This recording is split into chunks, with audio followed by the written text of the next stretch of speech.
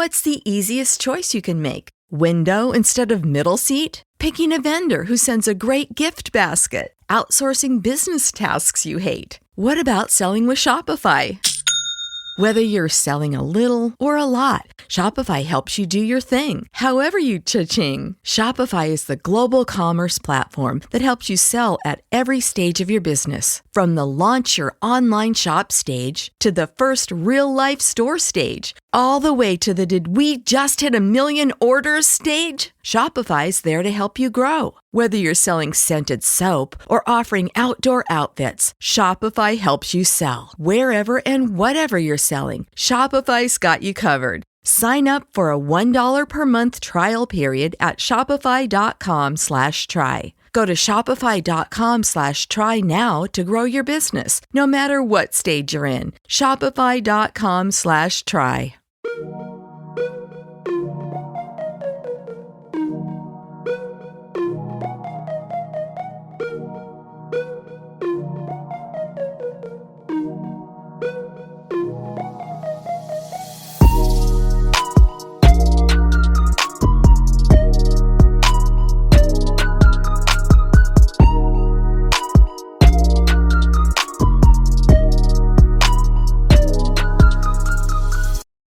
Hello, everyone. Welcome to another episode of Second and Saints. John Hendricks and Ross Jackson.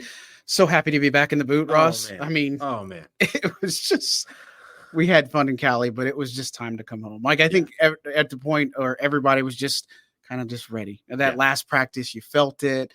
Game, you just felt it. But 100%. Happy to be back, right? Very, very happy to be back. I'm a weirdo and I love the heat. And so getting away from California and getting back to my home climate meant a lot to me. Yeah, So it's you and Jay Kaner. Because Jay Kaner's like, Yes. it's going to be 118. He's like, no big deal, I guess. So, Yeah. but day 19 of Saints training camp over at Yulman Stadium over here in Tulane. First exposure for fans. I know it was hard not to have them out in California, but seeing them out here gave a little bit more energy, a little bit more juice to practice. There's so many things that we could take away from here. They were just in shells, but still a good practice they put in. We could start with the Derek Carr in the game sequence drive, or we could start with Charlie Smyth. I think that was the more exciting one, personally, just because he made that 65-yard field goal look effortless and he had room to spare on it. So where do you start? I got to start Derek Carr, man. I got to start with the quarterback. I know. You know That's I mean? what really matters. I get it. Charlie Smyth is the flashy toy. Derek Carr is the one that, just the consistent thing that you just go back to every time, right? Like, that type of thing. Yeah. And this was a big showing for him, right? Because the whole thing, one of the biggest reasons why the Saints wanted Derek Carr was not only the connection between Derek Carr and Dennis Allen, but because they felt that he was really good in those end of game situations. So when they gave him 1 minute and 58 seconds on the clock here tonight to drive 65 yards for a touchdown, it kind of made him feel right at home in front of a home crowd. And I thought that it was a good performance for him, and one that he kind of needed in front of a home crowd that's been a little bit embattled in terms of who should be the quarterback and all these other things. It's Derek Carr, but I think there was a nice kind of prove it moment for him. Yeah, I know it was a little bit tough early on because I know a lot of people saw the check downs, but he moved the sticks. That big connection to Jordan Mims on the sideline that we saw firsthand, working against Demario Davis, that was beautiful. And then you kind of get a little bit of help with the pass interference that puts you at the 9. But look, he looked good in red zone. It wasn't just in team at this end of game. Like, he looked good in team. He looked pretty good in 7-on-7. But when it counted, when it mattered most, hooking up for Foster Moreau, who I thought had a really good practice out here. I think he's been low-key really, really just putting in the work. And Dennis Allen, like we've said this, he's a guy that just comes to work every day, right? And he just does it. And Dennis Allen saying, like, there's nothing flashy, really, kind of like, you know what I mean? It's just Foster, right? But he had a really good showing, but just seeing him go to work in the 2-minute was really nice. And again, this is the offense that we're going to see all the time, right? So it makes sense that you really want to see it out of Derek Carr. Yeah, absolutely. And I think one of the things that you really love about like Foster Moreau's effort in this is that he never stops moving. Right. Like he understands, and this is maybe a little bit of that chemistry between him and Derek Carr and what they bring from the Raiders, Oakland/Las Vegas, is that like they have spent so much time doing this together and everything that when Derek Carr's working on one side. Foster Moreau kind of knows where Derek Carr likes him to be and where he's going to look for him and all these other things. I'm sure that they have a lot of things that work together too, in terms of like, hey, you're really good if you do this and then do this, and I'll be looking for that and all these other things. I think there's a lot of that sort of chemistry stuff that's outside of the playbook, that's outside of the structure. And sometimes you have to go to that, especially when you're running this kind of play action bootleg, play action rollout kind of heavy offense. And they do a lot of that in the red zone. Dennis Allen highlighting when we asked him about red zone and what they've been doing, their ability to run in the red zone sets all that up. And so then you bring their connection into it. And I think that it gives them a little bit of comfort, a little bit of familiarity. Yeah, I agree. And I think the thing early on, it was a struggle bus early on, right? Like, I mean, there was a lot of missed opportunities. You know, him and Chris Olave weren't on the same page. Are you worried about that? Because I know fans got to see this today, right? Like, they saw it firsthand. It was not what we've been seeing in training camp, I think, is the biggest thing. But are you concerned that it just wasn't their night to shine? I mean, he did get an end zone in sevens, right? Like, but just overall, there was some missed opportunities there. Balls behind him, a couple of different throws.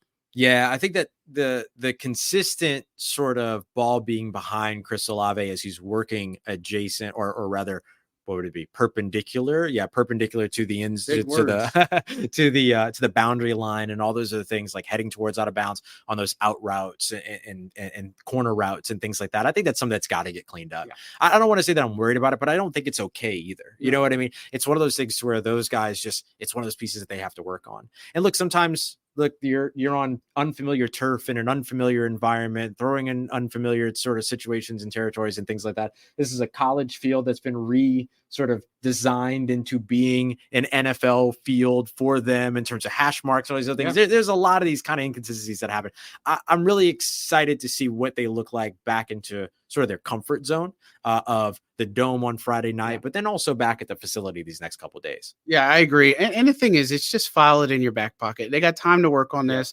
I'm not that worried at this point, but again, it's just going to be a thing, right? That people are they saw it and now it's a thing. And, you know, they've worked hard on this for months, right? Like, I just don't think one practice spells all the problems in the world for this particular deal, but they are going to be counted on. Some really good news out there. Alvin Kamara, he was back out there.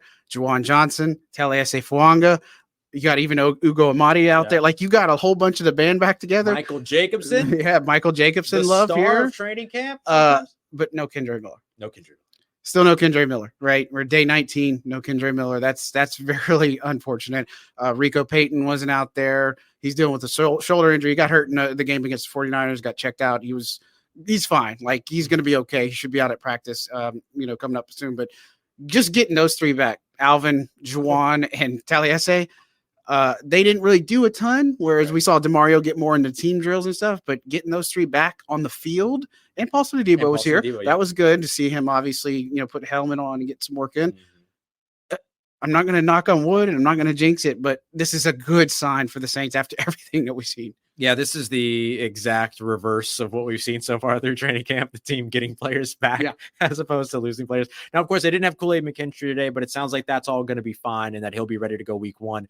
But look, he's not a guy that's necessarily going to be needed week one as much as your starting corners and guys like Paulson Adebo, who made his way back out to the field. And then, you'll see where things go with Marshall Lattimore, but it feels like he's going to be ready to go once the season rolls around. So we'll see where all that goes. But getting players back is a very welcome sight for this team, which has dealt with a lot of injuries, a lot of losses here over the course of training camp. So it was really good to see them. And it's almost kind of like we talked about it too, that like when they would get back to New Orleans, all of a sudden these guys are gonna be like, all right, I got the humidity back. My joints are feeling good. Like, I'm ready to go. You know what I mean? We mentioned that some of these players had time to come out in New Orleans and get right, and hopefully they'll be out here. And again, it was still a spirited practice. Like, it was still a good one, but this is the time where we were going to get a lot of questions answered with some of these players and what their ailment is. And again, I don't know the severities of a hamstring injury, why one heals faster than the other, or why a player like Juwan Johnson can come back from a fractured foot and he's back on the field first. You know what I mean? Like, I just don't know. You know what I mean? Like, I'm not a doctor, but that is a lot concerning for Kendre Miller, right? Like, and you got these other running backs that are stepping up, right? Jordan Mims looked really good out there. I think so. I think he had a good preseason. He's low key. We've been talking about Jordan Mims for what seems like months now. I think we've I think we talked about him for like almost a year. Like we talked about him last year too. Yeah, we did. To be fair. So, I mean, go back to those past episodes. Don't forget to like, subscribe, all that fun stuff. But not just him, but James Robinson getting a little bit of love. And we've talked about him too. Like he's been a guy that's done this already, but and even Jacob Kabote's putting some things together. Like they kind of have a conundrum here, but like all three of these guys with no Kendre Miller in the mix, like Kendre Miller's got to be a little bit worried at this point. And the Saints, they're getting a really healthy look at all these other running backs. What point do they say, okay, we feel like we're comfortable with Jordan Mims? Are they going to give Kendre a shot when he comes back? Or is this just going to be like, okay, we've seen what we've seen from these other guys and we're going to keep with them? I think you give him a shot, but it depends on when he comes back, right? I mean, like this is the thing that makes it so tricky. So if he comes back sometime this week, great. If he doesn't come back and you end up making him maybe one of the couple of moves that you put him on injured reserve at roster cuts or something like that, and then you try to bring him back after a few weeks, then, you give him time. You could have a 3-week practice window at that point, some time to maybe impress you or something like that. And then by week 7, week 8, maybe he's back on the actual playing field.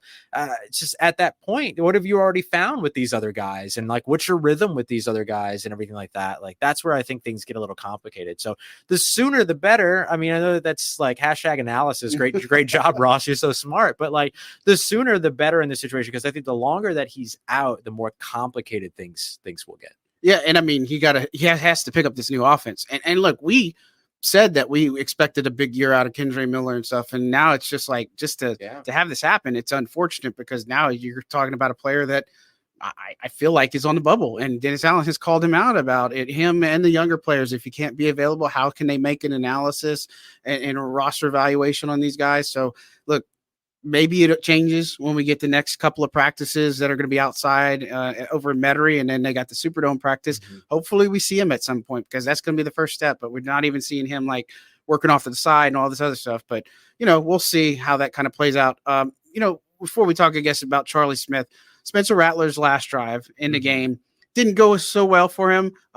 Jake Haener was number 2 for all intents and purposes. And again, based off of what we've seen, it looks like Rattler will probably be the second half guy this week. So against the Titans, but his drive didn't go that well. Caleb Ford Dement almost had him on one pick on the sideline, but then got the other one from Kevin Austin Jr., which is a guy we've been hyping up. It just it's tough. Like he didn't have a great preseason showing against the 49ers. And then, this interception goes off his hands, tip drill, and it's into the hands of Ford Dement.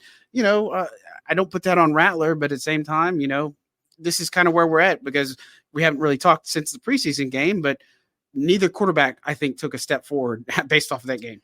America's favorite place to watch football is Stadium Swim, located at Circa Resort and Casino in Las Vegas. Catch all the biggest games at a viewing experience built for sports fans. Chill in one of their 6 pools on 3 different levels for a perfect view of their massive screen. Plenty of seating options from cozy daybeds to private, temperature-controlled cabanas. Stadium Swim. Book your spot today at circalasvegas.com. Yeah, right. Good point. I don't think either of them really took a step forward here tonight either. And look, I don't hold the interception against Rattler either, but earlier in the drive, he had an out route to Brian, I was going to say Brian Austin, to Kevin Austin. That was too high. That was up high. He had to reach out of the frame and then go and grab that. Then he had the one on the miscommunication or whatever happened with Stanley Morgan Jr. that Ford Dement almost picked off at a later point or at an earlier point. And so then you have both of those, and then you compound that with this interception that got tipped up. That's not Spencer Rattler's fault, but it's still not going to be, it's not making his day better. You know what I mean? It's not making his day any better. So I think that's the thing that really kind of happened there. I thought that Jake Haener had a pretty solid day. He just didn't get a lot of action.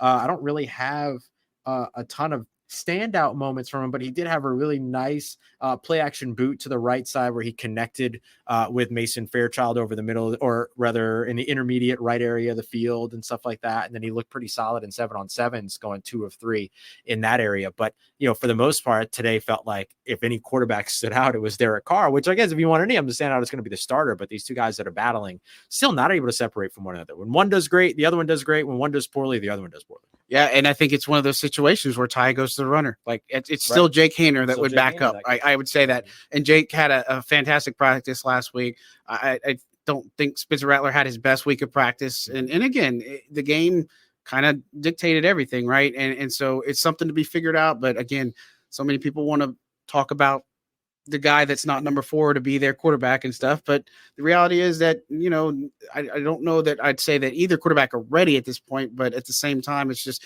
there's still some ways to go. Right. I think the offensive line play was pretty good. Obviously no Chase Young. He was excused for a personal reason, which Dennis Allen said that's a good thing, but he's going to let Chase say the news. So we kind of have some ideas, but of course we're going to let Chase Young break the news for that. But, I thought the protection was a little bit good or better. Good. A little bit good. Oli Udo's taking some snaps at right tackle. Yeah. Again, Dennis Allen saying that the left guard and right tackle spot's not set in stone. But I got to tell you, I mean, again, going back to the preseason game, I think Trevor Penning had a pretty good game. Like, it wasn't great. I wouldn't say the great category, but I definitely said it was pretty good to good. Yeah, I thought that he made improvements in that game, did a much better job with his pad level, did a really good job of keeping, his behind back and keeping his anchor down and all these other things.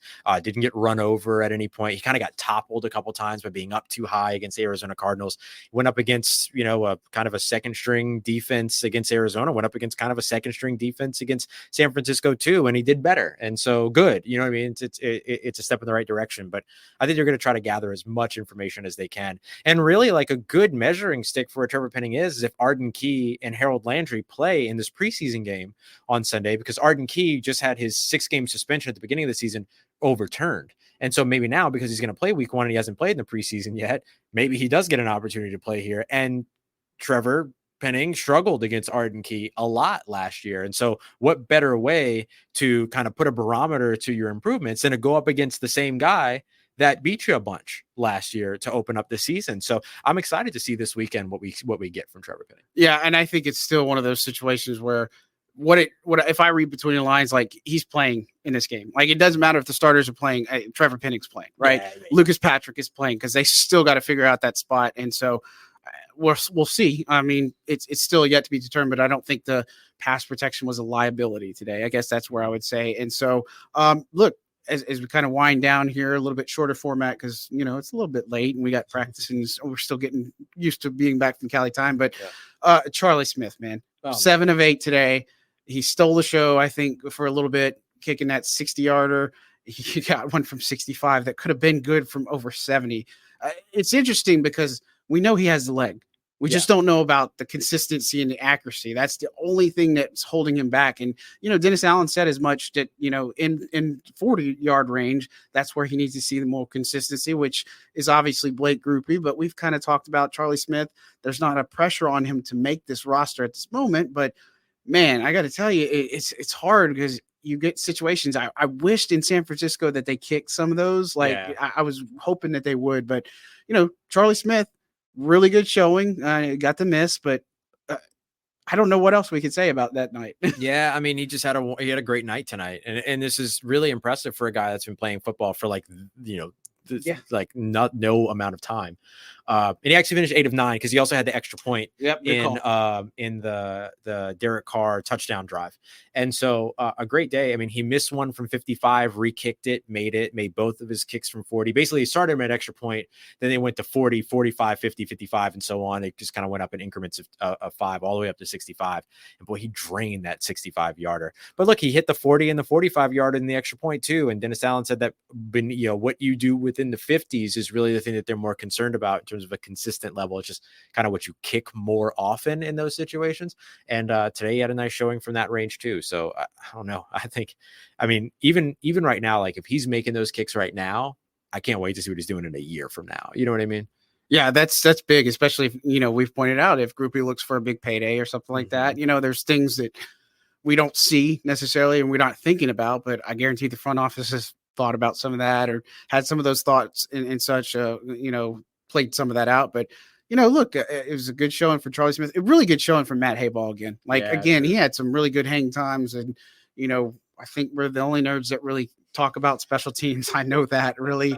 But, again, it's not a notice. And it's one of those areas where it's not a problem until it's a problem, right? I think that's the biggest thing there for special teams. But I got to tell you, it's going to be really interesting this final week of practice to see all these like small roster battles. You got it at linebacker, you have it on the offensive line, running back, some wide receiver stuff. Like every position on the roster, there's so many spots I feel like that's up for grabs. And this competition that they've preached all training camp, hopefully we finally see it come to a close, with the Titans game. But I'm psyched to see all this competition this week. Yeah, even the safety position today was just fun to watch. They had Jonathan Abram, then they went to Will Harris, then they went to Jordan Howden, then they went to JT Gray, all next to Tyrann Mathieu tonight. Like they gave everybody a look there. And so far we've seen Jonathan Abram and Will Harris start there when it comes to the preseason games. And so that's another spot where things continue to kind of rotate. So yeah, the position battles and things like that, particularly the ones that are most meaningful, the offensive line, secondary, stuff like that. Like it makes for good energy in these camps because everybody's fighting for something. And it makes for pretty solid preseason matchups too, because these preseason matchups are the ones that are going to teach this team a lot about those guys that are looking for those roster spots and looking for those jobs. And that includes practice squad guys too. Yeah, I think that, most of the times practice, or like when you go into the final preseason game, it's kind of like maybe 5 to 7 roster spots that you're kind of saying, okay, we feel like this is where we're at. I'd argue that it's probably a little bit more, and it based off of some of the results of this competition. I think the new kickoff rules obviously going to factor into it. Like there's just so many different things and factors that are going to play into the assembling in this final roster. And I got to tell you, some of these good players are going to be probably left on the outside looking in, and hopefully you can bring him back on a practice squad. But I wonder what the future is for guys like Mason Tipton. Now he was started hot, hamstring injury. I don't know when we're going to see him soon, or if we're going to see him soon. I don't know that we've had any more answers at the wide receiver position. You know what I mean? I think it's still kind of iffy. No Rashid Shaheed again out there dealing with a toe foot injury, but it's still a lot to figure out for this team. But again, I still think it's trending in the right direction. I don't look at the preseason results. A win's great, but I liked what I saw from the starting offense. I feel like this team is starting to move the needle in the right direction, but I'm not ready to crown them. I still think 9 wins until I see something else. You know what I mean? Like that's where I feel. Anything else that stood out from today, or anything that you want to bring up before we get out of here? No, I don't think so. I think we hit everything. Somebody did ask about how Bub Means looked tonight. I think he had a couple of catches, but I don't think he really had like any real standout moments or anything like that. I believe that he did have one in the end zone though, if I remember correctly. I'll have to go back through the notes to see. I might be wrong on that, but I know he had a post over the middle from Jake Haener and Sevens. That's what I was thinking about. It's where he had a nice catch in the middle of the field there. Really nice and well-placed pass by Jake Haener on that one as well. So he's had some moments. I agree with you though. Still not a lot shaken out when it comes to that wide receiver position behind guys like Chris Olave. I know Rashichi, he's injured, but he's a lock. Cedric Wilson and A.T. Perry. I think outside of those guys, you're still seeing guys maybe scrap for that 5th position. And with the night that Kevin Austin had tonight, I think that kind of opens up more of that competition for that spot too. Yeah, I agree. Another question that was in there, Marshawn Lattimore. I didn't see him out here.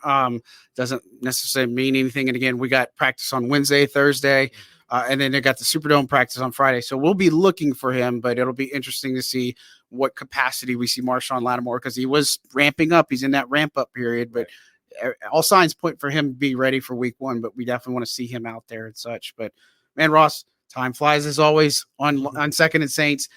Definitely make sure you go check out Locked On Saints. Give them a like, subscribe if you already haven't, which I'm sure all of you have. But and in LouisianaSports.net, definitely go check them out. They're hitting the ground running. So make sure you support Ross in that endeavor. Don't forget to like, subscribe to Second and Saints, and visit all those links in below and help us support the show. We got a whole lot of things, a lot of fires in the or irons in the fire. Is that there right? Yeah, iron is in the fire. Like I can't even get the words fires out. In the iron. Irons in the fire. You guys know what you get with this show. Come on now. But that's going to do it for us on Second and Saints. We'll be back and talk at you on Wednesday. Thanks so much for your support. Y'all have a good night. Love you.